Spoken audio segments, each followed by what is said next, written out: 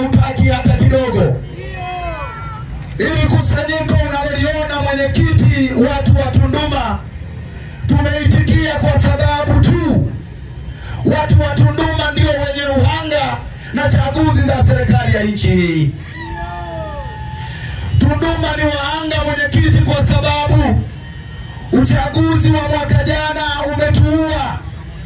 Tumepoteza kijana wetu Steven Chalamila kwa sababu ya uchaguzi wa serikali za mitaa.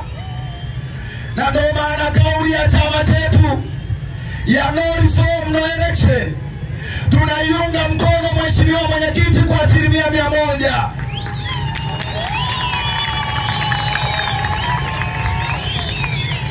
Sisi wana Tunduma tutakuwa wa kwanza.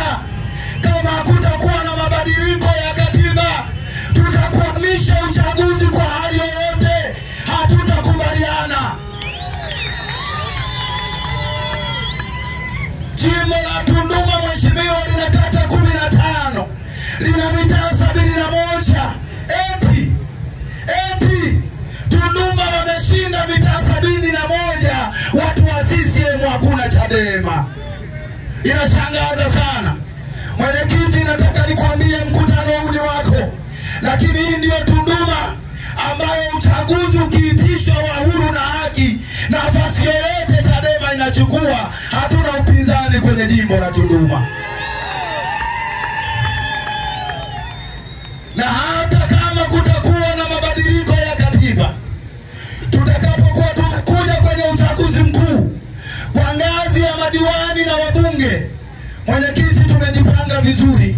Mimi kama mwenyekiti wa jimbo, mpaka hivi ninavyozungumza, kwenye jimbo langu watu wa kugombea nafasi mbalimbali ni wengi sana.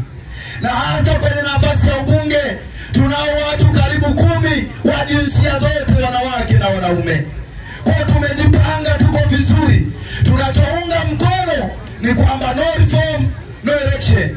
Kama hakuna mabadiliko ya katiba, hakuna uchaguzi na tutakwamisha uchaguzi.